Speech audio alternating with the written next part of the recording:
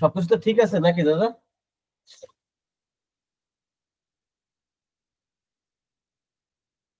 দাদা আমার কথা শোনা যাচ্ছে কিনা?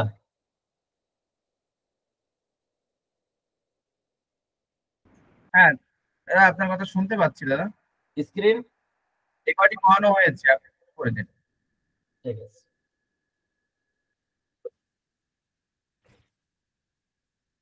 এইচডি হোমিও মেডিকেল একাডেমির পক্ষ থেকে আমি আপনারা যারা এখন উপস্থিত আছেন প্রত্যেকেই জানাচ্ছি আন্তরিক শুভেচ্ছা ও অভিনন্দন। আজকে আমরা অর্গাননের অর্গানন অফ মেডিসিন এই সাবজেক্টটির দ্বিতীয় বর্ষের নির্ধারিত যে শেষ ক্লাস সেটা করতে চলেছি। আসলে দেখতে দেখতে আমাদের যে জার্নিটা শুরু হয়েছিল কিছুদিন আগে দেখতে দেখতে শেষ হয়ে যাচ্ছে। তো আজকে শেষ দিনে আপনারা যারা উপস্থিত আছেন আমরা আজকের যে ক্লাস আজকের যে আলোচনা আমাদের যে দ্বিতীয় বর্ষে ডিএসএমএস কোর্সের যে সূত্রগুলো নির্ধারিত রয়েছে আলোচনার জন্য সেটা আজকে আমরা শেষ করব। তো আসুন আমরা শুরু করি আজকের ক্লাসে। আশা করি আপনারা সকলেই মনোযোগী থাকবেন এবং আমাদের ক্লাসটা উপভোগ্য হয়ে উঠবে আপনাদের সকলের সহযোগিতায়। তো আজ আমরা 166 নম্বর অ্যাফোরিজম থেকে আলোচনা শুরু করব, 166 থেকে 170। তো আমরা আহ ধারাবাহিকভাবে আলোচনা করে চলছিলাম। সেখানে আমরা বিভিন্ন আহ, পরিস্থিতি যেগুলো আমাদের ডাক্তারি জীবনে বা প্র্যাকটিস জীবনে আমরা ফেস করব সেই সমস্ত বিষয়গুলোতে আমরা কখন কি করব এই সমস্ত নির্দেশনাগুলো স্যার আমাদের দিয়ে যাচ্ছেন। তো সেই ধারাবাহিকতায় 166 নম্বর অ্যাফোরিজমে এসে আমরা একটা অন্য ধরনের একটা কথা এখানে আমরা পাচ্ছি। তো সেই ক্ষেত্রে আসলে এখানে যদিও আমি লিখেছি যে ম্যাটেরিয়া আমেরিকাতে সাদৃশ্যযুক্ত ঔষধের প্রাচুর্যতা রয়েছে, অর্থাৎ পর্যাপ্ত পরিমাণ ওষুধ আমাদের কিন্তু এখন ম্যাটেরিয়া আমেরিকাতে রয়েছে। তো এই কথাটা কেন বলা হচ্ছে, এই অ্যাফোরিজমটা কেন সেই সেই প্রশ্নের উত্তরটা আসলে অ্যাফোরিজমটার মধ্যে লুকায়িত আছে। আমরা যদি অ্যাফোরিজমটা মনোযোগ সহকারে পড়ি তাহলে আমরা দেখব যে আসলে স্যার এখানে এমন একটা পরিস্থিতির কথা বলছেন যে পরিস্থিতিতে দেখা যাচ্ছে যে আপনি হয়তো কোনো একটা ওষুধ দিয়েছেন, দেওয়ার পরে সেটা আসলে কিছু আনুষঙ্গিক কিছু আপনার লক্ষণ এখানে প্রকাশ করছে বা অন্য কোনো ধরনের একটা ইফেক্ট আপনার এখানে আসছে। তো সেই সমস্ত ক্ষেত্রে আমরা কি করতে পারবো যেন অবশ্যই পরবর্তীতে নির্বাচিত অন্য কোনো ওষুধ আমরা যেতে পারি, সেই বিষয়ে স্যার এখানে অনুমতি দিচ্ছেন এবং সেই বিষয়টা আমাদেরকে এখানে স্যার সুন্দরভাবে তুলে ধরেছেন। তো আমরা অ্যাফোরিজমটা এখন আসুন সকলে একসাথে পড়ি, পড়লে আমাদের কাছে ভিউটা আরো ক্লিয়ার হবে এবং অন্যান্য সকল অ্যাফোরিজম গুলো থেকে শেষ দিকের অ্যাফোরিজম গুলো অনেক চমৎকার এবং যথেষ্ট পরিমাণ তুলনামূলকভাবে সহজবোধ্য। তো আমাদের এখানে স্যার যেটা বলছেন আমাদেরকে, বলছেন সাচ এ কেস ইজ এমন একটা ঘটনা হাউএভার যা হোক ভেরি রেয়ার, খুবই কম সংখ্যক ক্ষেত্রে কি owing to the increase number of medicine. কি বলা হচ্ছে owing to the increased number of medicine. Owing মানে হচ্ছে প্রাপ্য। কি প্রাপ্য? যে অধিক সংখ্যক এই যে মানে আপনার ওষুধের যে প্রাপ্যতা সেটার কারণে হুজ কোন ধরনের অধিক সংখ্যক আমরা মেডিসিনের কথা বলছি স্যার এখানে তার যাদের বৈশিষ্ট্য হুজ পিওর ইফেক্ট আর নাও নোন, অর্থাৎ যাদের বিশুদ্ধ যে প্রভাব, অর্থাৎ সেই ওষুধগুলো আপনার প্রুভিংটা যথেষ্ট পরিমাণে সতর্কতার সাথে এবং তাদের বিশুদ্ধ লক্ষণগুলো আমাদের কাছে পরিচিত, এমন যে আমাদের কাছে ওষুধ যেটা ছিল তাদের সংখ্যা এখন বৃদ্ধি পাওয়ার কারণে and the bad effects resulting from it, এবং এটার থেকে যে যে খারাপ যে প্রভাবগুলো আছে কুফল সমূহ আছে সেগুলো সম্পর্কে আমাদের যে ধারণা রয়েছে সেটার থেকে when they do occur, যখন সেগুলো সংঘটিত হয়, আর ডিমিনিস্ট মানে হ্রাস করা বা কমানো, হোয়েন এভার মানে যখনই, সেটা যখনই কমে যায় যখন কি এ সাবসিকুয়েন্ট মেডিসিন, অর্থাৎ পরবর্তী কোনো মেডিসিন অফ মোর অ্যাকুরেট, আরো বেশি অধিক রিসেম্বলস মানে সাদৃশ্যপূর্ণ, রিসেম্বলেন্স মানে সাদৃশ্যপূর্ণ, ক্যান বি সিলেক্টেড, যেটা কিনা নির্বাচিত হতে পারে। যখন এটা কি হয়, যখন এরকম ধরনের কোনো ওষুধের থেকে, যখন আমাদের যে এখন অনেক সংখ্যক ওষুধ বৃদ্ধি পেয়েছে, তাই না? এখন হতে পারে মানে একটা সময় কি ছিল যে আমাদের ওষুধের সংখ্যা অনেক কম ছিল। যখন ওষুধের সংখ্যা কম ছিল তখন হয়তো কোনো একটা রোগীর ক্ষেত্রে আমরা যখন লক্ষণ সংগ্রহ করছি, সেই লক্ষণ সংগ্রহের ক্ষেত্রে দেখা যাচ্ছে এমন একটা চিত্র আসলো, সেটা হতে পারে কি যে একটা ওষুধ হয়তো কাভার করছে না, তখন হয়তো আমরা মানে সম্পূর্ণভাবে কাভার হচ্ছে না, তখন দেখা যাচ্ছে একটা ওষুধ আমরা প্রয়োগ করলাম। কিন্তু তখন একটা ঘটনা ছিল, একটা বিষয় যে তখন আমাদের এই কথাগুলো কিন্তু আগে আলোচনা হয়েছে বা সামনেও একটু হতে যাচ্ছে। তো যখন এই ধরনের আংশিক সিলেকশনের একটা বিষয় ছিল, এখন বিষয়টা হচ্ছে কি, এখন কিন্তু ওই প্রেক্ষাপটটা নাই। এখানে বলা হচ্ছে যে কি, যে আপনার এখানে বলা হচ্ছে যে এখন পর্যাপ্ত পরিমাণ ওষুধ কিন্তু আমাদের হাতে রয়েছে, যেটা আমাদের পেয়ে গেছি অলরেডি। যাদের কিনা এমন ওষুধ পেয়েছি, তাদের কিনা যে চরিত্র, তাদের যে মানে আর্টিফিশিয়াল যে ডিজিজ তৈরি করার যে ক্ষমতা বা ওষুধের যে শক্তি দেয়, সেটা আমাদের কাছে, তাদের সেই বিশুদ্ধ প্রভাবটা আমাদের কাছে এখন জানা।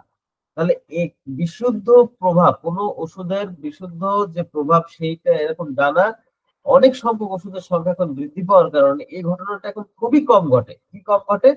যে এমন আংশিক ওষুধ নির্বাচনের ঘটনা খুব কম ঘটে, ফলে তার থেকে কোনো যে বাজে প্রভাব আসবে এরকম সম্ভাবনা কম থাকে। কিন্তু যদি কখনো এরকম ধরনের ঘটনা ঘটে থাকে, তখন আমরা এই এই যে একটা ঘটনা ঘটলো, দেখা গেল আপনি আংশিক নির্বাচিত হয়ে গেল কোনো কারণে একটা ওষুধ, একটা ওষুধ, এবং সেটা রোগীর ভিতরে যে একটা খারাপ কোনো প্রভাব প্রকাশ পেতে শুরু করলো, তখন আমরা কি করব? তখন আমরা, আমাদের হাতে যেহেতু এখন অনেক ওষুধ এবং সেগুলো আমাদের কাছে পরিচিত, আমাদের জানা, পরীক্ষিত, ফলে সেখান থেকে ওই লক্ষণগুলোকে আমরা আবার মূল্যায়ন করে একটা সব থেকে উপযুক্ত বা যথার্থ ভাবে একটা সাদৃশ্যপূর্ণ একটা ওষুধ আমরা নির্বাচন করতে পারবো, যার প্রয়োগ করার সাথে সাথে তার যে কষ্টকর উপসর্গগুলো ছিল সেগুলো কমে আসবে। অ্যাকচুয়ালি স্যার, এখানে একটা প্রেক্ষাপট কিভাবে আমরা সামাল দিব সেই বিষয়টি সম্পর্কে তুলে ধরেছেন, এবং সেই প্রেক্ষাপটটা কি প্রেক্ষাপট? যে এখন আমাদের হাতে অনেক ওষুধ আছে, তার মানে কি এই যে আমরা সবসময় যথাযথভাবে ওষুধ সিলেকশন করতে পারি? আসলে আমরা কিন্তু যথাযথভাবে ওষুধ সিলেকশন অনেক সময় করতে পারি না। অনেক ক্ষেত্রে এমন হয় যে ওষুধের সিলেকশনটা হয়তো একটু ভুল হচ্ছে বা হয়তো খুব কাছাকাছি গেছে, তারপরেও সেটা যথাযথ হয়। যদি এমন কি হয়, সেই ক্ষেত্রে যে ঘটনাগুলো ঘটে থাকে সেটা কিন্তু এখন যেহেতু পর্যাপ্ত ওষুধ আছে, এটা কিন্তু এই এই জিনিসটা ঘটাটা খুবই বিরল। কিন্তু হ্যাঁ, তারপরেও ঘটতে পারে। কেন ঘটতে পারে? কারণ ওষুধ আবিষ্কার হলেই তো হবে না। অ্যাজ এ ফিজিশিয়ান আমাদেরকে সেই ওষুধটা সম্পর্কে জানতে হবে, সেটা ধারণ করতে হবে। যদি আমার ওষুধের অনেক মানে বইয়ে সব ওষুধ আছে, আমার ব্রেনে নাই, যদি ঘটনা এমন হয়, তাহলে কিন্তু এই ঘটনা ঘটতে পারে। অর্থাৎ তখন যে জিনিসটা ঘটে, আসলে ওষুধ আবিষ্কার হওয়াও যা, যদি আমার ওষুধ সম্পর্কে জ্ঞান কম থাকে, ম্যাটেরিয়াল সম্পর্কে আমার নলেজ যদি কম থাকে, তাহলে ওষুধ আবিষ্কার হওয়াও যা, আবিষ্কার না হও আমার জন্য তাই।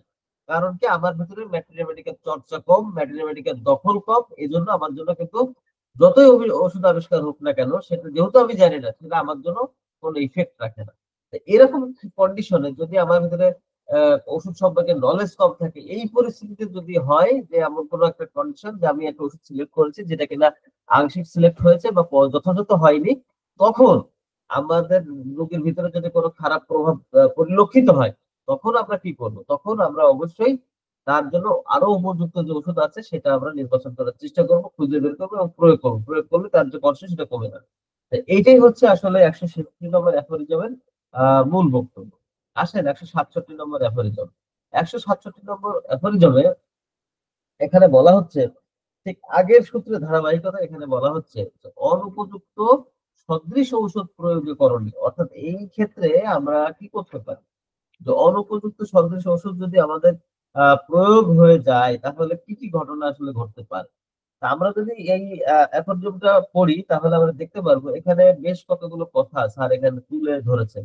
কারণ আমরা আগেও জেনেছি, কিন্তু এই এই লেকচারের ঠিক আগের লেকচারটা, আগের ক্লাসে কিন্তু সেই বিষয়গুলো নিয়ে কথা বলা হয়েছিল। কি, যে যদি কিনা আমরা আংশিক সিলেকশন করি, অনুপযুক্ত ওষুধ সিলেকশন করি, তাহলে সেখানে কিন্তু অ্যাক্সেসরি কিছু সিমটম তৈরি হয় বা আনুষঙ্গিক কিছু লক্ষণ কিন্তু সেখানে প্রডিউস করে থাকে।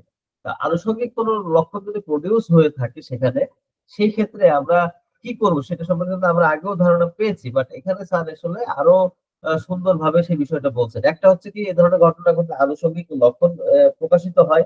দ্বিতীয়ত হচ্ছে যে আমরা এই আনুষঙ্গিক লক্ষণ প্রকাশিত হলো ঠিকই, তাহলে আমরা কি এবার হাত পা গুটিয়ে বসে থাকবো যে হায় রে আমার তো একটা ভুল ওষুধ সিলেকশন করা হয়ে গেছে বা আমার আংশিক সিলেকশন করা হয়ে গেছে, তাহলে কি আমরা বসে থাকবো?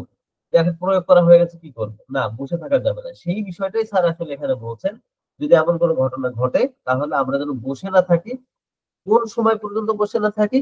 যে ওষুধ যতক্ষণ পর্যন্ত ক্রিয়া করবে ততক্ষণ পর্যন্ত।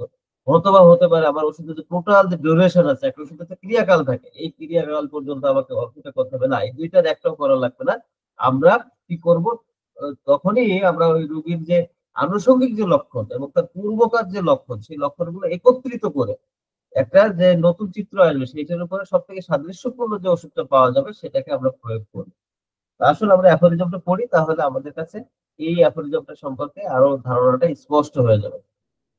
স্যার এখানে বলছেন খাস এভাবে, ইফ দেয়ার অকার, যদি মানে এটা ঘটনা, এই ঘটনা ঘটে কি during the use of this imperfectly homoeopathic remedy first employed, অর্থাৎ যদি কিনা অনুপযুক্ত সদৃশ ঔষধ প্রথম প্রয়োগের ক্ষেত্রে এটা ঘটে কি, accessory symptoms of some moment, accessory symptoms of some moment, মানে আপনার কিছু আনুষঙ্গিক লক্ষণ যদি উৎপন্ন হয়, দেন তারপর in the case of acute disease, এবং এই যে ঘটনাটা যতক্ষণ যেগুলো আমি বললাম সেগুলো কি, এটা যদি এটা আপনার তরুণ রোগের ক্ষেত্রে হয়, অচির রোগের ক্ষেত্রে হয়, উই ডু নট অ্যালো, আমরা অনুমোদন দিব না বা আমরা এটা মানে মানবো না, কি মানবো না, this first dose to exhaust it action, অর্থাৎ তার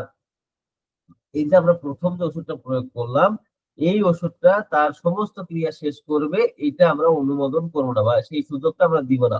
নর, অথবা কি, লিভ দ্য পেশেন্ট, এই পেশেন্টকে পরিত্যাগ করা বা ছেড়ে দেওয়া, to the full duration of the action of the remedy, অর্থাৎ এই ওষুধের যে টোটাল যে ক্রিয়াটা আছে এই ক্রিয়াকাল পর্যন্ত আমরা অপেক্ষা করবো না, এটা অ্যালাউ করা যাবে না। সেটাই স্যার বলছেন যে আপনি এরকম একটা ওষুধ সিলেকশন হতে পারে, হয়ে যেতে পারে, যার প্রথম প্রয়োগে তরুণ রোগের ক্ষেত্রে, এবং এই কন্ডিশনটা কি তরুণ রোগের ক্ষেত্রে যদি কিনা দেখা যায় তার কাছে আনুষঙ্গিক লক্ষণ আসছে, তাহলে আমরা হাত পা গুটিয়ে বসে থাকবো না।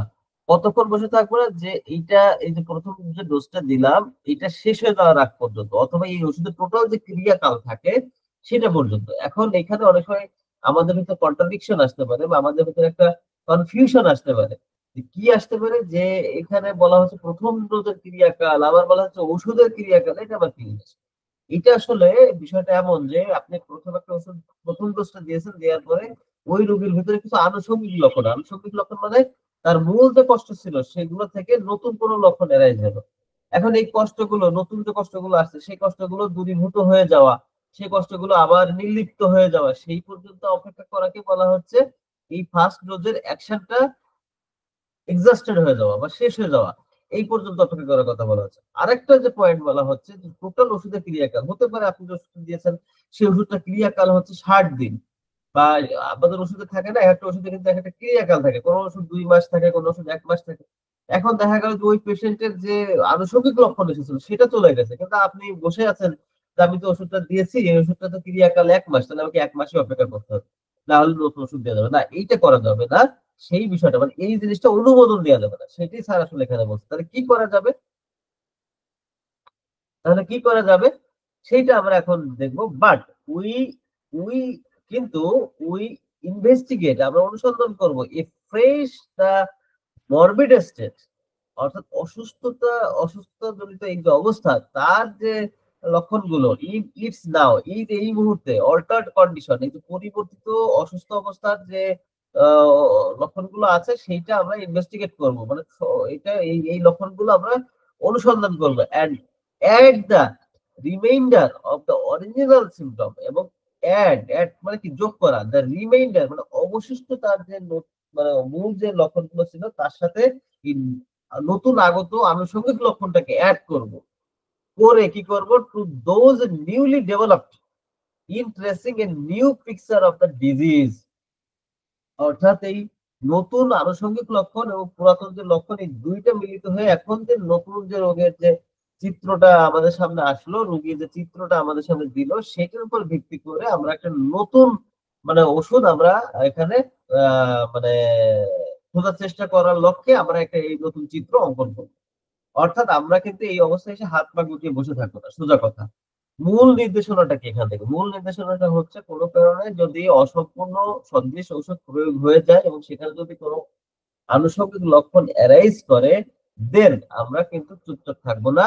আমরা ওই যে নতুন লক্ষণ এসেছে সেই নতুন লক্ষণটা তরুণ রোগের ক্ষেত্রে সেটা দূরীভূত হওয়ার অপেক্ষা করব না, বা যে ওষুধটা দিয়েছি সেই ওষুধ যতদিন পর্যন্ত কাজ করবে ততদিন পর্যন্ত অপেক্ষা করব না। আমরা কি করব, এর ভেতরেই তার আনুষঙ্গিক লক্ষণ এবং পূর্বের লক্ষণ মিলিত করে একটা নতুন রোগী চিত্র আমরা কিন্তু অঙ্কন করব এবং তার ভিত্তিতে আমরা নতুন ওষুধের দিকে ধাবিত হব। তো এইটা ছিল 167 নম্বর অ্যাফোরিজমের আলোচনা। এটা আমাদের কিন্তু প্র্যাকটিক্যাল ওরিয়েন্টেড। আমাদের যে জীবনে যখন আমরা প্র্যাকটিস জীবনে প্রবেশ করব, যখন আমরা প্র্যাকটিস করব প্রতিনিয়ত এই ধরনের ঘটনা, আমাদের যখন এক্সপেরিয়েন্সটা থাকবে প্রতিনিয়ত, তখন কিন্তু এই নির্দেশনাগুলো আমাদেরকে কিন্তু দারুণভাবে সহযোগিতা করবে। তখন সেই বাধাগুলো অতিক্রম করতে কিন্তু এই কথাগুলো মনে রাখা খুবই জরুরি, না হলে আমরা কিন্তু এই সব জায়গায় আটকে যাবো। আসুন 168 নম্বর অ্যাফোরিজম। এটা একটা খুব ইন্টারেস্টিং অ্যাফোরিজম, যে অ্যাফোরিজমে আমরা মানে দেখবো এটা কিন্তু মানে আহ, আমার মনে হয় প্রায় প্রত্যেকটা ডাক্তারের জীবনেই এই ঘটনাটা ঘটে থাকে। সেটা কি ধরনের ঘটনা এখানে আমরা জানবো, যে যখন আমাদের আহ কোনো একটা কেস টেকিং করলাম, কোনো একটা রোগী চিত্র আমাদের সামনে আসলো, কিন্তু এমন সিচুয়েশন আমরা প্রায়ই সম্মুখীন হই বা হয়ে থাকবো ভবিষ্যতে। সেটা কেমন? যে খুবই কাছাকাছি দুইটা ওষুধ বা তিনটা ওষুধ এসে মানে তারা একটা হুড়োহুড়ি লাগিয়ে দেয় যে না, এই এই রোগীটা বোধহয় এই ওষুধের, বা এই রোগীটা এই ওষুধটা বেশি কাভার করতেছে। তো তখন ডিসিশন নেওয়াটা খুব বেশি কঠিন হয়ে যায় যে আমরা আসলে কোন ওষুধটা নির্বাচন করব এবং সেই ক্ষেত্রে আমাদের কি করণীয়, সেটা আসলে স্যার এখন জন্য আমাদেরকে জানাচ্ছেন। দেখুন, যে ডাক্তার, যে ফিজিশিয়ান এই ধরনের সিচুয়েশন যত স্মুথলি হ্যান্ডেল করতে পারেন, উনি কিন্তু তত বেশি সফল হয়ে থাকেন। এইটা হচ্ছে আসলে মূল জায়গাটা। টোটাল হোমিওপ্যাথি যদি আপনি অর্জন করতে চান, তো সেই ক্ষেত্রে এটা অর্জন করাটা খুবই দুরূহ ব্যাপার, আবার খুবই দেখা যাচ্ছে যে এটা চর্চা করলে এটা কিন্তু অনুশীলনে মানে আপনার আয়ত্তে আনাটাও সম্ভব। সেটা হচ্ছে কেমন, যখন আমি কেন বলছি দুরূহ, একটা স্বাভাবিক অর্থে আপনি অনেক ওষুধ সম্পর্কে জানেন, ওষুধ প্রয়োগ করছেন, র্যান্ডমলি অনেক রেজাল্ট পাচ্ছেন, পেতেই পারেন। কিন্তু বিশেষভাবে নিজেকে যদি মেলে ধরতে চান, সেই বিষয়গুলো নির্ভর করে, সেই বিষয়টা আপনাকে অন্যান্য ফিজিশিয়ান থেকে আপনাকে আলাদা করে দিবে এই সূত্রটা বা এই অ্যাফোরিজমটা যদি আপনি যথাযথভাবে আপনার জীবনে কাজে লাগাতে পারেন তার মাধ্যমে। কেন? কারণ এটা এমন একটা সিচুয়েশন, যে সিচুয়েশনটা কোন একটা ডাক্তারের জন্য, বিশেষ করে তরুণ ডাক্তারদের জন্য অনেক বেশি জটিল। তারা খুব কনফিউজড হয়ে যায়, তারা কিন্তু খুবই ঝামেলার মধ্যে পড়ে যায় যে আমি কোন ওষুধটা রেখে কোন ওষুধটা দিব। কারণ লক্ষণগুলো এমনই থাকে, খুব কাছাকাছি থাকে, তখন নির্বাচন করাটা অনেক কঠিন হয়। ফলে এই অ্যাফোরিজমে স্যার যেভাবে আমাদের বলছেন, এটা যদি আমরা আমাদের মাথায় রেখে আমরা যদি আমাদের পথ চলি, তাহলে দেখবো যে না, আমাদের জন্য বিষয়টা অনেক সহজ হচ্ছে এবং আমরা খুব সহজে এই সমস্ত বাধাগুলো অতিক্রম করতে পারছি এবং সঠিক ঔষধে আমরা পৌঁছতে পারছি এবং আমাদের কাঙ্ক্ষিত লক্ষ্য আমরা অর্জন করতে পারছি। আসলে আমরা একটা অ্যাফোরিজমটা পড়ি, তাহলে আমাদের কাছে বিষয়টা আরো বেশি স্পষ্ট হয়ে যাবে। আচ্ছা, স্যার এখানে বলছেন we shall then uh, be able much more readily to discover। আচ্ছা, এখানে আসলে ভাষাগত যেটা সেটা আসলে আহ, মানে খুব কাছাকাছি আসলে ওইভাবে বঙ্গ অনুবাদ করা যেভাবে আমি করে থাকি এটা তো জটিল। আসলে বিষয়টা হচ্ছে we shall then be able, আমরা আরো সক্ষম হব কিভাবে, much more readily to discover, মানে আবিষ্কার করতে খুব বেশি সহজে, বা আপনার বলতে পারেন যে মানে রেডিলি, এখানে রেডিলি বলতে কি প্রস্তুত অবস্থিত বা প্রস্তুতকৃত অবস্থায় আমাদের খুব সহজে আমরা এটা আবিষ্কার করতে পারবো। বিষয়টা অনেকটা এরকম, মানে এক কথা বোঝানো হচ্ছে যে আমরা খুব বেশি আরো বেশি অধিক সহজে আমরা জিনিসটা মানে ওষুধগুলো মধ্য দিয়ে নির্বাচন করতে পারবো বা জানতে পারবো, এরকম একটা বিষয় আর কি। এবং কিসের থেকে, এই যে বলা হলো না যে এবং মানে কি, যখন বোঝা যাচ্ছে অনেকগুলো জিনিস আছে তার ভিতর থেকে, এমং দা নোন মেডিসিন, অর্থাৎ পরিচিত আমাদের যে ওষুধগুলা রয়েছে তার মধ্যে থেকে আরো বেশি সহজে আমরা ওষুধ নির্বাচন করতে পারবো an analog to the morbid state before us. Before us মানে আমাদের সামনে, সম্মুখে আমাদের যে অসুস্থতাজনিত অবস্থা তার সাথে সাদৃশ্যপূর্ণ, আরো বেশি সহজে আমরা সেই ওষুধটা নির্বাচন করতে পারবো। আমাদের সামনে বলতে রোগীর অবস্থা বোঝানো হচ্ছে, যে রোগী আসছে তার যে অসুস্থতা মরবিড স্টেটটা রয়েছে তার সাথে সাদৃশ্য, অ্যানালগ মানে সাদৃশ্যপূর্ণ, আরো বেশি মানে সাদৃশ্যপূর্ণ ওষুধ আরো বেশি সহজে আমরা নির্বাচন করতে পারবো। A single dose of which, যার একটা single dose, if it do not entirely destroy the disease, অর্থাৎ যার প্রথম ডোজটা if it did not entirely a single dose, sorry, যার মানে একক ডোজ, যার একক মাত্রাটা ওই রোগটিকে সম্পূর্ণরূপে ধ্বংস করতে না পারে, will advance it considerably on the way to be cured। অর্থাৎ যদি এটা আপনার কোন রকম ভাবে আপনার এই রোগটাকে সম্পূর্ণরূপে ডিস্ট্রয় বা ধ্বংস করতে না পারে, তাহলেও কি করে সে আরোগ্যের পথে অনেকটা অগ্রসর করে দেয়, অনেক দূর আগিয়ে দেয়। এটাই বলছে উইল অ্যাডভান্স। অ্যাডভান্স মানে কি, সামনের দিকে অগ্রসর হওয়া। ইট কনসিডারেবলি, বিবেচনাযোগ্য পরিমাণ, on the way to be cured মানে আরোগ্যের পথে, আরোগ্যের পথে এটা মানে বিবেচনাযোগ্য পরিমাণ এটাকে আগিয়ে দেয়। আচ্ছা, and thus we go on, এবং এভাবে আমরা এগিয়ে যাব। ইফ ইভেন দিস মেডিসিন, যদি এমনকি এই ওষুধ be not quite sufficient to effect the restoration of health, যদি এই ওষুধটি আপনার মানে স্বাস্থ্যকে পুনরুদ্ধারে যথাযথ মানে সম্পূর্ণরূপে যথেষ্ট না হয়, এক্সামিন এগেইন এন্ড এগেইন, যদি দেখা গেল কি আমি একটা ওষুধ প্রয়োগ করা হয়েছে, আমাদের পরিচিত সকল ওষুধের মধ্য থেকে একটা ওষুধ প্রয়োগ করা হয়েছে, প্রয়োগ করার ফলে কি হলো, যে রোগীর যে আমাদের সামনে যে রোগীটা ছিল তার সাথে সাদৃশ্যপূর্ণ করে একটা ওষুধ প্রয়োগ করা হয়েছে, প্রয়োগ করলে এটার সিঙ্গেল ডোজ, একক মাত্রাতেই যদি সমগ্র রোগটা দূরীভূত না হয় না হয় তাহলেও দুঃখ নেই, কারণ সেটা সম্পূর্ণ দূরীভূত করতে না পারলেও সেই ডোজটা তাকে অনেক দূর পর্যন্ত, আরোগ্যের পথে অনেক দূর পর্যন্ত আগিয়ে দিবে। এবং বলা হচ্ছে এভাবেই আমরা আগিয়ে যাব। যদি কিনা ওষুধটা সম্পূর্ণরূপে পর্যাপ্ত পরিমাণে না হয়, মানে আপনার আপনার স্বাস্থ্য পুনরুদ্ধার করতে ব্যর্থ হয়, সেই ক্ষেত্রে আমরা কি করব, স্যার এখানে সেটা বলছেন, এক্সামিন পরীক্ষা করব এগেইন এন্ড এগেইন, বারবার, দা মরবিড স্টেট, অসুস্থতাজনিত অবস্থা, এন্ড স্টিল রিমেইনস, মানে যে অসুস্থতা অবস্থা এখনো পর্যন্ত বিদ্যমান রয়েছে সেটাকে আমরা বারবার কি করব, পরীক্ষা করব, and selecting homoeopathic medicine as suitable as possible for it, এবং একটা হোমিওপ্যাথিক ওষুধ আমরা নির্বাচন করব যেটা এর জন্য সব থেকে উপযুক্ত হবে সেরকম দেখে।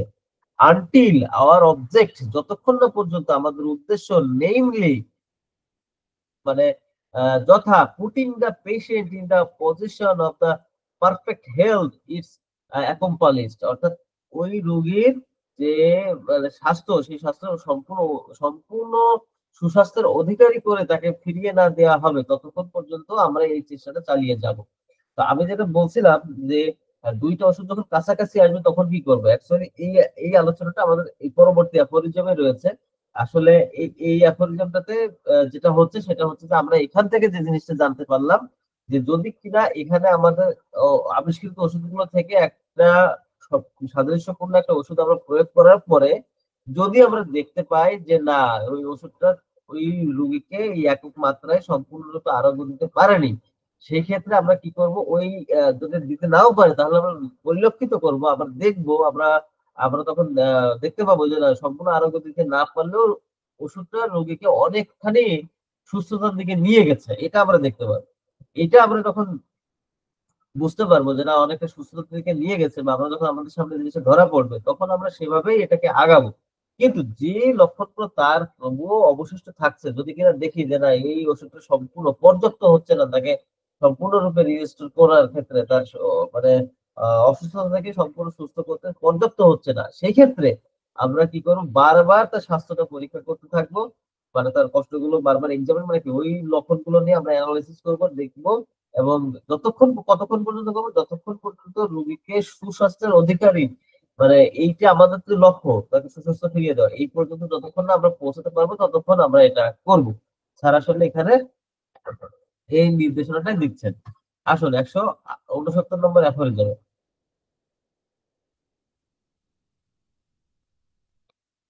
আচ্ছা, 169 নম্বর অ্যাফোরিজমটা অ্যাকচুয়ালি ওই যে আগে যে আলোচনাটা করেছিলাম ঠিক ওইটা আসলে এখানে আসবে। মূল টপিকটা আসলে এইটাতে আসবে। এটা যখন আমি কম্পোজ করেছি একটু এলোমেলো হয়ে গেছে। সেটা কি যে এই অ্যাফোরিজমে অ্যাকচুয়ালি বলা হচ্ছে যে কাছাকাছি যখন দুইটা মেডিসিন থাকবে তখন আমরা কি করবো। তো আমি যেহেতু ওই আলোচনাটা পূর্বেই করেছি, এখন ওই দিকে সময় নষ্ট করছি না, আমরা সরাসরি অ্যাফোরিজমটা আমরা মানে করতে যাচ্ছি। আসলে আমরা এই অ্যাফোরিজমে দেখবো কাছাকাছি দুইটা মেডিসিন আসলে আমাদের কি করণীয় আছে সেটা আমরা জানবো। বলা হচ্ছে ইফ যদি অন দ্য ফার্স্ট এক্সামিনেশন প্রথম পরীক্ষাতে অফ দ্য ডিজিজ রোগের প্রথম পরীক্ষাতে, অ্যাকচুয়ালি আমরা কি কোনো প্যাথোলজিক্যাল পরীক্ষার কথা বলা হচ্ছে না।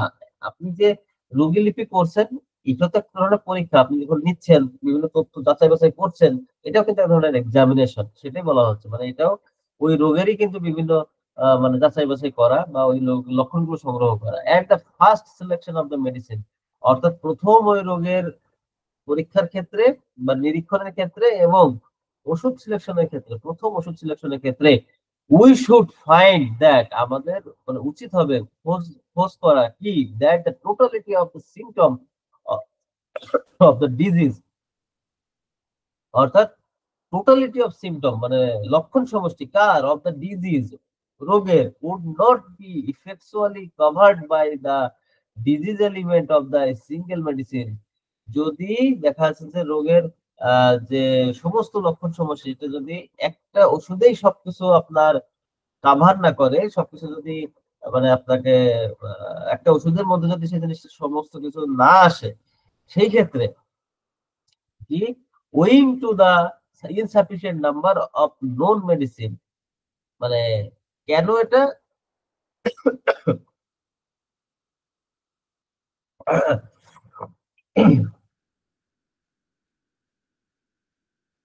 সরি, যে owing to the insufficient number of known medicine, মানে এইটা যদি আমাদের অপর্যাপ্ত পরিমাণ ওষুধ সম্পর্কে আমাদের জ্ঞান থাকার কারণে, আমি প্রথমেই বলছিলাম যে এখন হাজার হাজার ওষুধ হোমিওতে আবিষ্কার হলো ঠিকই, কিন্তু আমার ওষুধ সম্পর্কে জ্ঞান কম। যদি বিষয়টা এমন ঘটে তাহলে ওই ওষুধ আবিষ্কার হওয়াও যা, আমার জন্য না হওয়াও তাই। এই সেই কথাটাই স্যার এখানে বলছেন, owing to the insufficient number of known medicine, আমার যদি ওই ওষুধ সম্পর্কে অপর্যাপ্ত পরিমাণে জ্ঞান থাকে কারণে যদি এমন হয় যে একটা ওষুধ দ্বারা আমি সকল রোগীর যে আমি টোটালিটি অফ সিমটমটা নিলাম আমি কভার করতে পারছি না, বাট কিন্তু দেখবে না এটা অবশ্যই আমাদের জীবনে এটা ঘটবেই, ঠিক আছে, এটা আসবেই। ওয়িং টু দা কি বলছে, বাট কিন্তু that two medicine contained for the preference in the point of appropriateness, কিন্তু দেখা গেল আপনি একটা ওষুধে এটা আসলে কভার করতে পারছেন না, হতে পারে আপনার হয়তো ম্যাথমেটিকা বা ওষুধ সম্পর্কে নলেজ কম, সে কারণে এটা হতে পারে, সেটাই স্যার বলছেন। যদি হয় তাহলে দেখা যাচ্ছে আপনি কি পাচ্ছেন যে দুইটা মেডিসিন আপনার কাছাকাছি চলে আসছে, আপনার মেমোরিতে বা আপনার অ্যানালাইসিসে দুইটা মেডিসিন আসতেছে। যে আপনি কিভাবে আসছে যে দুইটা মেডিসিন তারা প্রতিযোগিতা করছে কিসে, তাদের যথাযথ হওয়ার ক্ষেত্রে তারা দুইজনই প্রতিযোগিতা করছেন যে না আমি এই এই রোগীর জন্য উপযুক্ত, আবার ওই অন্য ওষুধের আপনি কিছু লক্ষণ পাচ্ছেন, সে বলছে না আমি এই ওষুধের জন্য উপযুক্ত, তখন আপনি কি করবেন। এবং স্যার সেই বিষয়টা আরো ভেঙে বলছেন, ওয়ান অফ হুইচ তার মধ্যে একটা is more হোমিওপ্যাথিক্যালি suitable for the one part, এক অংশের জন্য এটা আপনার সাদৃশ্য আহ, অধিক পরিমাণে মানে হুইচ ইজ মোর হোমিওপ্যাথিক্যালি সুইটেবল, অর্থাৎ দেখা যাচ্ছে যে একটির মধ্যে সর্বাধিক উপযোগী একটা ওষুধ, মানে আপনি সাদৃশ্য ভাবে, খুব বেশি সাদৃশ্য ভাবে ওই রোগের জন্য সে উপযোগী। ঠিক আছে, এটা একটা একটা একটা পার্ট আসতে পারে, suitable for the one part. আচ্ছা, the other for another part, এবং অন্য ওষুধটা যেটা অ্যানাদার পার্ট অন্য পার্টের জন্য কি, of the symptom of the disease. ঠিক আছে, একটা হচ্ছে হোমিওপ্যাথিক্যালি সুইটেবল অর্থাৎ সাদৃশ্যতার দিক থেকে সুইটেবল একদিক থেকে, আর একটা কি ওই ডিজিজের জন্য, ডিজিজের লক্ষণ তার সাথে এটা কিন্তু সাদৃশ্যপূর্ণ। ইট ইজ নট অ্যাডভাইজেবল, এটা উপদেশ দেওয়া হচ্ছে না, এটা দেওয়া যায় না যদি এরকম কন্ডিশন হয়। After the employment of the more suitable, after the employment of the more suitable of two medicines, অর্থাৎ আপনার এই মানে সর্বাধিক উপযোগী ওষুধ প্রয়োগ করার পর to administer the other without fresh, আচ্ছা এখানে কি it is not advisable after the employment of the more suitable, অর্থাৎ ওই দুইটা ওষুধের মধ্যে সব থেকে উপযুক্ত ওষুধ প্রয়োগের পর কি বলছে, to administer the other without fresh examination, অর্থাৎ এখানে বলা হচ্ছে and much less to give the both together. আচ্ছা এখানে খুব ইন্টারেস্টিং কথা স্যার, কিন্তু এখানে খুব গুরুত্বপূর্ণ একটা কথা বলছেন যে আপনি এরকম একটা কন্ডিশন পেলেন, পাওয়ার পরে কি বলছেন যে এইটা উপদেশ দেওয়া দেওয়া যায় না, বা এটা উপদেশ দিয়ে দিচ্ছেন না উনি, কি যে এই দুইটা ওষুধের মধ্যে সব থেকে উপযুক্ত ওষুধ প্রয়োগের পর আপনি দ্বিতীয় যে ওষুধটা আছে, যেহেতু কাছাকাছি ছিল, আপনি দ্বিতীয় ওষুধটা খুব সহজেই আপনি প্রয়োগ করবেন না উইদাউট ফ্রেশ এক্সামিনেশন, অর্থাৎ আপনি কোন রকম একেবারেই মানে আবার নতুন করে রোগীটাকে পরীক্ষা নিরীক্ষা না করে আপনি দ্বিতীয় ওষুধটা দিবেন, এটার কোনো সুযোগ নেই। অথবা অ্যান্ড মাস লেস, আরো বেশি ওটা ক্ষতিকারক, কেন, টু গিভ বোথ টুগেদার, যদি দুইটা ওষুধকে একত্রিত করে আপনি দেন সেটা আরো বেশি ক্ষতিকারক। তার মানে আপনার দুইটা ওষুধ এসেছে, আপনার বিবেচনায় সব থেকে অধিক যে ওষুধটা উপযুক্ত সেটা প্রয়োগ করলেন, প্রয়োগ করার পরে আপনার মাথায় আছে যে না এর এর তো কাছাকাছি আর একটা ওষুধ ছিল, তাহলে আমি এখন সেই ওষুধটা নেই। আপনি যদি, স্যার এখানে বলছেন আপনি চোখ বন্ধ করে দ্বিতীয় ওষুধটা দিতে পারেন না, আপনাকে আবারও পরীক্ষা নিরীক্ষা করতে হবে রোগীকে আসলে সে ওই ওষুধে আছে কিনা, দ্বিতীয় যে ওষুধটা তার জন্য উপযুক্ত আছে কিনা সেটা পরীক্ষা নিরীক্ষা করে আপনাকে প্রয়োগ করতে হবে। অথবা আপনি আরেকটা কাজও করতে পারেন, ধর দুইটা ওষুধই একই রকম, আপনার মানে আপনি ডিসিশন নিতে পারেন, তখন করলেন কি আপনি দুইটা ওষুধই একসাথে মিলিত করে রোগীটা খাওয়ালেন। স্যার বলছেন দ্বিতীয়বার পরীক্ষা নিরীক্ষা না করে ওষুধ প্রয়োগ করাটা যেমন ক্ষতিকারক, এটা অনুচিত কাজ, এটা উনি উপদেশ দিচ্ছেন না, এই জিনিসটা করতে নিষেধ করতেছেন, ঠিক অনুরূপ ভাবে আপনি যদি দুইটা একসাথে মিশাই দেন এটা আরো বেশি ক্ষতিকারক, সেটাই স্যার এখানে বলছেন।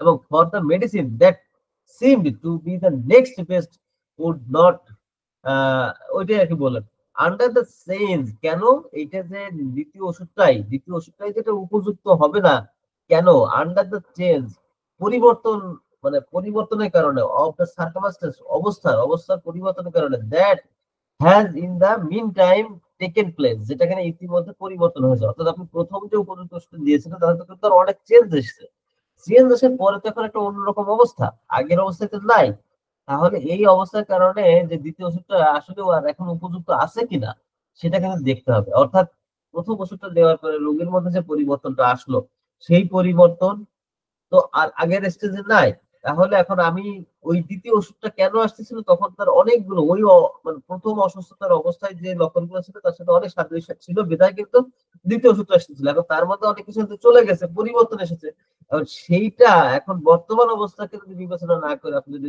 ওই সেই আগের 2 নম্বর ওষুধটাই আবার দিতে চান, এটা কিন্তু ভুল হবে। তাই স্যার এখানে বলছেন যে পরিবর্তন হয়েছে, সেটাকে এই জন্য এটা প্রয়োগ করা যাবে না।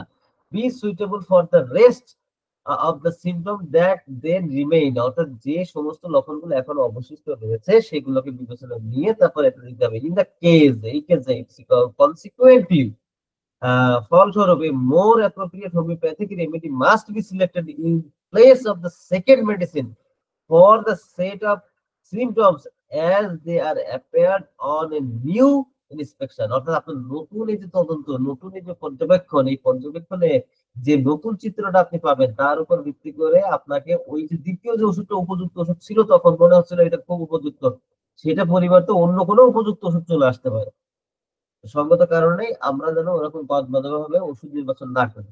আচ্ছা এটা গেল আমাদের আসলে অ্যাপরিজমের যে মানে ইংরেজি থেকে বাংলাটা যথাযথভাবে বোঝার ক্ষেত্রে আমার এই বক্তব্য, কিন্তু আসলে ঘটনাটা মূলত কি এটা আমরা একটু নিজেরা সিম্পলিফাই করি। অ্যাকচুয়ালি যেটা হয় আমাদের ভিতরে যখন ওষুধ সম্পর্কে জ্ঞান কম থাকে, নলেজ আমাদের ভিতরে কম থাকে, তখন আমাদের ভিতরে একটা কনফিউশন অ্যারাইজ হয়, আমাদের ভিতরে একটা সন্দেহ তৈরি হয়। আমরা সন্দেহ বলতে আমরা তখন একটা মানে মনোদ্বন্দ্বে পড়ে যাই। কি মনোদ্বন্দ্বে পড়ে যাই, যে দেখা যায় প্রায় ক্ষেত্রে একটা রোগের ক্ষেত্রে 2টা বা 3টা ওষুধ কাছাকাছি চলে আসে, তো কোনটা দেবো বোঝা যায় না। এই যে কোনটা দেবো বুঝতে পারি না, কেন পারি না, এটা কিন্তু ওষুধের দোষ না, এটা কিন্তু রোগীর দোষ না, এটা দোষ ঠিক না, এটা একটা ধরনের ত্রুটি। কি ত্রুটি, আমার ওই নলেজ কম, ওষুধ সম্পর্কে নলেজ কম থাকে। যে কারণ আমরা আসলে এই 2-3টা মেডিসিন আপনার সিলেকশন কিন্তু ধরেন 70% আপনি আগায় গেছেন, আপনি কাছাকাছি পৌঁছে গেছেন, কিন্তু এখন সূক্ষ্ম পার্থক্যের বিষয় যে কোন মেডিসিনে আপনি অবশেষে থাকবেন।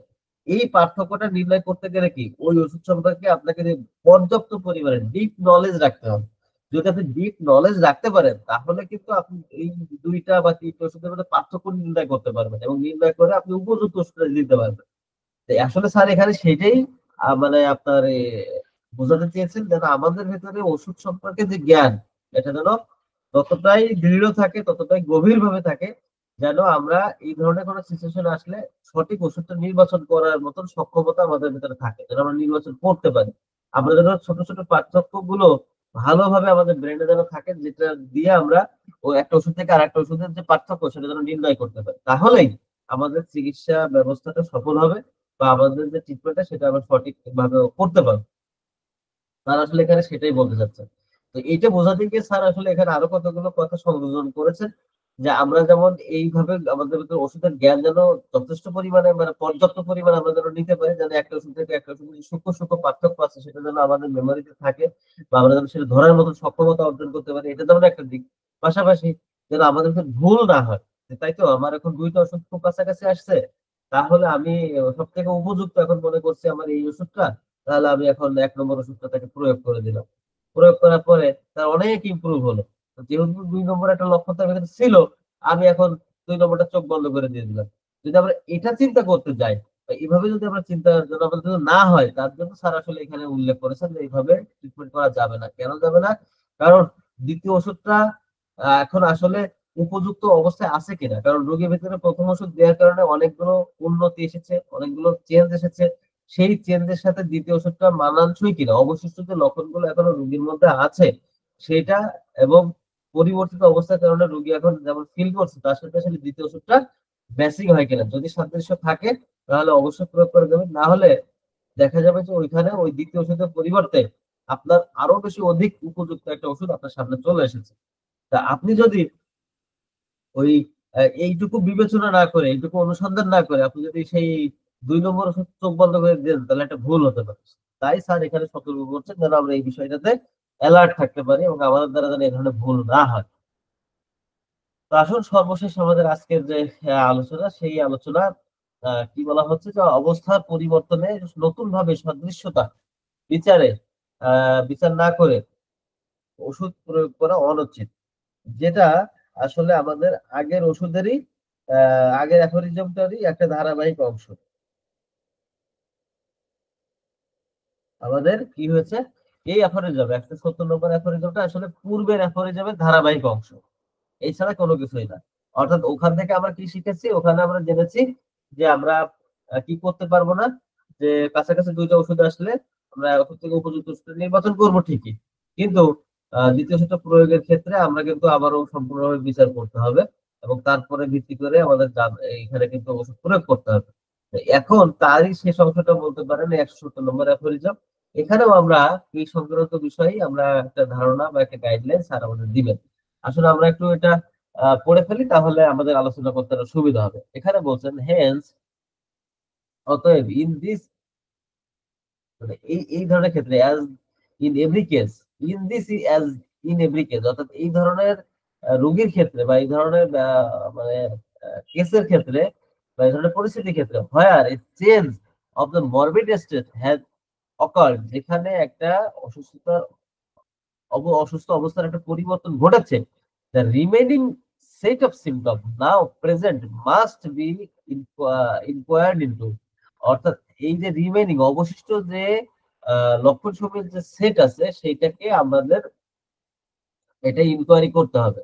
এন্ড এবং ব্র্যাকেটে কি বলছে উইদাউট পেইং এনি অ্যাটেনশন, অর্থাৎ কোন রকম মনোযোগ না দিয়ে কিসের দিকে, to the medicine which at first appear to be the next in the point of suitableness। অর্থাৎ ওই যে আগের অ্যাফোরিজমে আলোচনা করা হলো ২টা ওষুধ খুব কাছাকাছি, এখানে ওই দ্বিতীয় ওষুধটার কথা বলা হচ্ছে। দ্বিতীয় ওষুধের দিকে কোনো রকম মনোযোগ না দিয়ে, কোনো রকম মনোযোগ না দিয়ে আসলে এই ইনকোয়ারিটা করতে হবে। অর্থাৎ অবশিষ্ট যে লক্ষণটা আছে সেই লক্ষণটা যে এখানে ইনকোয়ারি করার কথা বলা হচ্ছে সেইটা।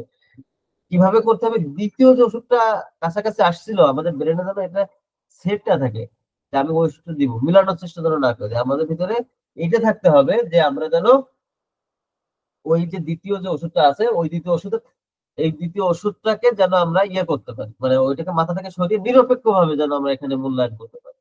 যদি আমরা সেটা করতে পারি, তারপরে কি বলা হচ্ছে, অ্যান্ড অ্যানাদার হোমিওপ্যাথিক মেডিসিন, এবং অন্যান্য homeopathy medicine as appropriate as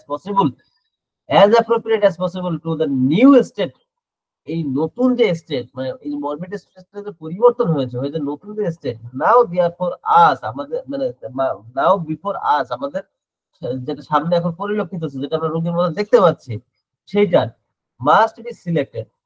অর্থাৎ কি বলা হচ্ছে যে আমরা এই এই ধরনের রোগীর ক্ষেত্রে যে দুইজন কাছাকাছি আসছে, এই ধরনের রোগীর ক্ষেত্রে কি হবে, যে অবশিষ্ট যে লক্ষণের যে তালিকাটা আছে সেই তালিকা থেকে আমরা কি করব, সেটাকে নতুন করে আবার ইনকোয়ারি করে, নতুন করে অবজারভেশন করে, পর্যবেক্ষণ করে সব থেকে উপযুক্ত ওষুধটা নির্বাচন করার চেষ্টা করব। সেই ক্ষেত্রে আমরা মাথায় রাখবো, দ্বিতীয় যে উপযুক্ত ওষুধ বলে বিবেচিত হচ্ছিল সেটাকে আমরা মেলানোর চেষ্টা করবো না, সেটাকে সম্পূর্ণ মাথা থেকে সরিয়ে নিরপেক্ষ ভাবে এটা আমরা করার চেষ্টা করব। সেটাই স্যার এখানে বলছেন। If it should so happen, it should so happen, মানে এটা as is not often in the case, মানে এই ধরনের কেসের ক্ষেত্রে যেটা প্রায় ঘটে না, কদাচিৎ ঘটে, at the medicine which at first appeared to be the next best seem still to be well adapted for the morbid state that remains। অর্থাৎ দেখা যাচ্ছে যে রুগ্ন অবস্থা যেটা অবশিষ্ট যেটুকু রয়েছে তার সাথে যদি এই বিষয়ে দ্বিতীয় ওষুধটা এখনো পর্যন্ত ভালোভাবে মানে ম্যাচিং হয় বা উপযোগী উপযোগী হয়, so much more will it merit our confidence, এটা আমাদের আত্মবিশ্বাসটা আরো বেশি বাড়িয়ে দেয় যে না, তাহলে আমাদের ওই দ্বিতীয় ওষুধটা আসলে যথাযুক্ত বা উপযুক্তই ওর জন্য। অ্যান্ড ডিজার্ভ, এবং এবং এবং এবং ডিজার্ভ মানে এটা হচ্ছে যে আপনার ইয়ে করা, ডিজার্ভ করা মানে কি, মানে সেটা মানে ওই রুগীটা সেটা আসলে এটা এটা এটা এটা এটা ডিজার্ভের শুদ্ধ বাংলা হচ্ছে যে সেটা ডিজার্ভ করে আর কি, সে আসলে এটা যোগ্য, সে ওই ওই রুগীটা এই ওই ওষুধটারই যোগ্য, সেটাই বলা হচ্ছে to be employed in preference to another, মানে এই ওষুধটাই আসলে অন্য ওষুধের চেয়ে এটাই তখন বেশি প্রয়োগযোগ্য হবে, সেটাই আমরা বিবেচনা করবো। তার মানে কি বলছেন স্যার এখানে, এখানে স্যার লাস্ট লাইনে এসে বলছেন যদি কিনা ঘটনাটা এমন ঘটে যে আমাদের যে ওষুধ আমাদের প্রথম ওষুধ প্রয়োগ করা হয়েছিল, তারপরে যে অবশিষ্ট যে লক্ষণগুলো রয়েছে সেই লক্ষণ, অবশিষ্ট যে লক্ষণ বা পরিবর্তিত যে লক্ষণ, এই লক্ষণটাও যদি আমাদের দ্বিতীয় ওষুধটাকে স্যাটিসফাই করে, তাহলে আমরা আমাদের যে আত্মবিশ্বাস যে না দ্বিতীয় ওষুধটা এই রোগীর জন্য প্রয়োজন, সেটা আরো বেশি আমাদের মানে আমাদের সে আত্মবিশ্বাসটা বেড়ে যায়, এবং এটা যে আরো বেশি উপযুক্ত সেই বিষয়টা আমাদের কাছে আরো বেশি ক্লিয়ার হয়ে যায়। এবং এবং কি হয়, এবং আমরা খুব নিশ্চিন্তে, আমরা খুব নিশ্চিন্তে এই ওষুধটা কিন্তু তখন প্রয়োগ করতে পারি। কারণ কি, মানে তখন আমরা এটা এটা এটা বলতে পারি যে রোগী এই ওষুধটা ডিজার্ভ করে, অথচ এটা প্রাপ্য, এই ওষুধটা পাওয়ার যোগ্যতা রাখে, এটা তার ভিতরে এই ওষুধটার জন্য তার ভিতরে যা যা সিমটম থাকার দরকার সেটা যথাযথভাবে স্যাটিসফাই করে।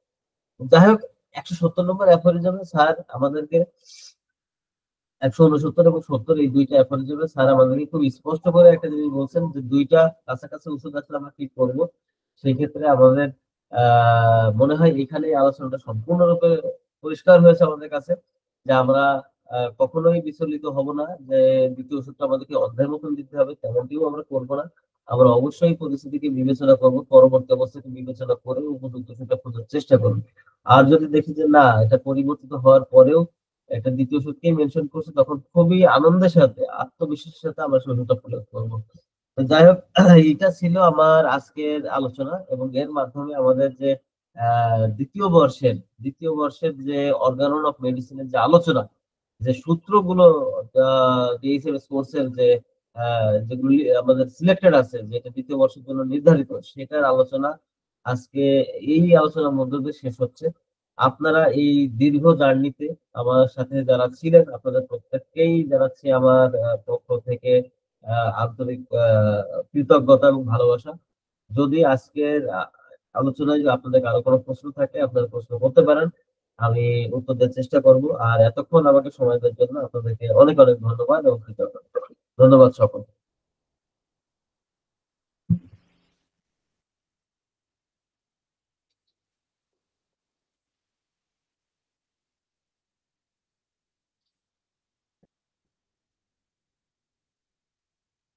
দাদা রেকর্ডিং অফ করতে পারেন, ক্লাসে তো কেউ আসে নাই।